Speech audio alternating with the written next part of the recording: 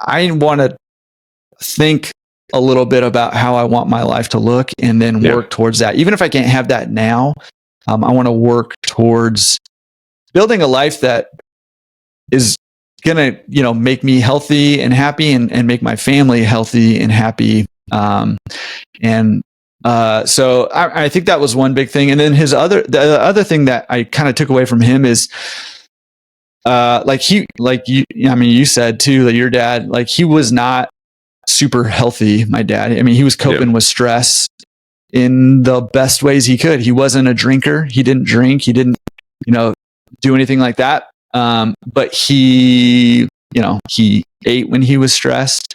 He ended up with type 2 diabetes, and he was not really, taking care of himself with the diabetes that he had either, there towards the end. And so, I looked at that and, looking at him, he died at, I think, 62. His dad died at 58. No males on that side of the family have lived longer than my dad. Jeez. And for me, I'm 41 now. I'm like, that's like 20 years from now. Yeah. Like, there's a very real chance I've got 20 years left if I'm lucky.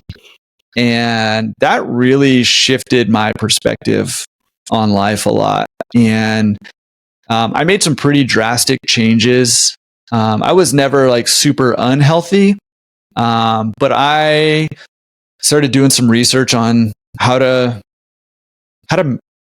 optimize my life for longevity. Like that's my goal and my direction now. So I've shifted up my nutrition. I'm vegan plus fish and no sugar. It's not really a real thing. It's not like I don't think it has a name.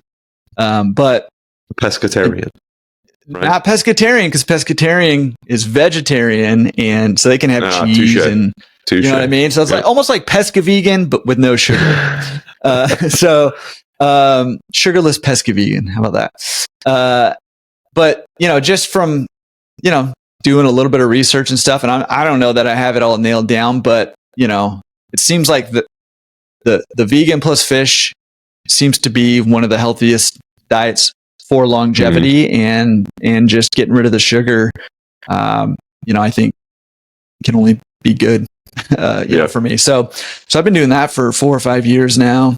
And my thought process behind that is like, look, this widowmaker heart attack that plagues our family, I may not be able to do anything about it. It tends to be genetic. There may not be a whole lot I can do about it, but whatever I can do, I'm going to do. So my nutrition plan's there. I am very active in running, biking, swimming. Mostly I do triathlons and stuff, and just trying to stay active and trying to stay as healthy as I can, to have as much time with my family and friends as I can, and as much time trying to give back to people too, both through the businesses I run and otherwise. So I want to challenge you a little bit on the thought process there with the heart attack, right? So like my dad's dad died from a heart attack when my dad was 1. So like brand new, never really got to know his dad, right? And here's my dad doing that, and very unhealthy sides of the family. So and I just recently started telling the boys, especially, and my wife, saying, hey, I was beat up a lot in the military. I've got multiple surgeries under my belt. I've got multiple bulging discs. I'm constantly in pain, bouncing around, moving things. And I used to always joke, and I say used to deliberately right now, because I just adjusted this like 2 days ago. I don't remember what it was I was listening to, but it kind of smacked me in the face and said, you need to fix this. And I'm always like, oh man, I'm an old broken man, but I'm not old, and I'm not really broken. I'm sore, I'm hurting. I've got some things I need to do to improve my life. But you're already doing a lot of those things. So, I would put the heart attack side completely away. Like, that's not something that you need to worry about. You are taking care of yourself. You're not, you're not on a path to diabetes. You're not on a path to, the normal heart attack symptoms that you mentioned about your dad. Right. So, take it as a learning point from what you saw, and you already seem to have done it. But like I tell the kiddos, like, the words we use have power. So don't give those don't let those words take power away from you. Make sure those words are given power to you. So you have eliminated the concern by changing the things that you've done, as opposed to, running away from the concern by doing these changes. So, yeah. Well, yeah, and I mean, I think that is the goal. Right? Yeah. Is to learn from. I've been traditionally I've got to learn the hard way kind of person, and that I've seen that big time on my entrepreneur side over there. But I'm really trying to be more of a learn from others, as much as possible, shortcut the learning curve as much as possible, and in the ways that you can. You're obviously going to still go through difficulties and gain wisdom, good old fashioned way. However, and I think this is like, as I think about my dad and I look all the way down the genealogy as far as we have, and just seeing, hey, nobody's lived even that long. To me, it was just like, okay, like I can't control everything, but here are the things that I can control, and I'm going to do those things, and whatever happens is going to happen. But here are the things that I can do. Giving yourself the best chance to. Yeah. Right. Exactly. Yeah. Makes sense. All right. So going back again. All right. Let's go into the. Boy, I don't know. I feel like I could spend another hour talking about your dad and the upbringing and how all that went. But was your dad's white collar job have anything to do with businesses or anything like that? Like you somehow got this business thing. Obviously, you mentioned it from your wife, but yeah, no, or even the pastor thing. Like, did that stem at all from your parents? Like, no. Well, yeah, my parents were Christian, so I mean, there was that. Okay. They taught some Sunday school classes and stuff growing up. Okay. But yeah, no. Sort of trailblazed that. Well, my dad. Okay, so actually, my dad did sort of start a pest control business with his brother. It was very short lived, and I wasn't really involved with it, and really wasn't. I mean, I was aware of it, but it wasn't on my radar at all. That actually did not end well either.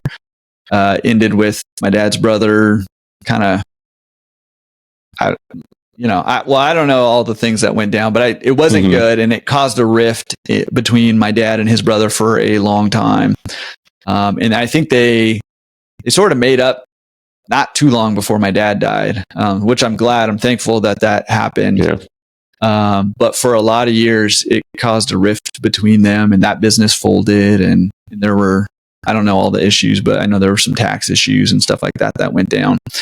But that's the only sort of foray into entrepreneurship from my family. And in fact, I mean, when we bought our first laundromat, I did not, I was so naive. I had no idea what we were getting into, which is why we made all the mistakes, right? And I didn't think of it as entrepreneurship. I didn't really even think of it as business ownership. I was just like, oh, we're just buying a laundromat. And so all of my entrepreneurial journey basically started the day we closed on our laundromat. Yeah. And that's when I was like, okay, I'm starting to understand what I've walked into here. And, and I went on a binge fest listening to podcasts and audiobooks and reading books and, everything from there. And so really my education started the day we bought that laundromat.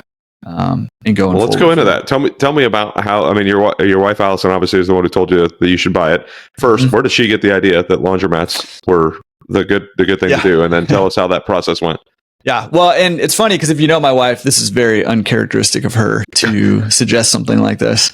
And honestly, she's probably regretted it ever since, to a degree, at least for a long time. That laundromat. So because it didn't go well. But the idea came from, so try to follow me here. Her parents have friends whose son worked in tech in the San Francisco Bay Area. And he ended up buying a laundromat for whatever reason and ended up leaving his tech job and was working 5 to 10 hours a week and replaced his tech income. And so my wife heard about that and she was like, well, shoot, we should do that. And I was like, well, shoot, we should do that. And so that's 5 to 10 hour a week sounds great. Yeah. Yeah. Oh yeah. Gosh, it was great.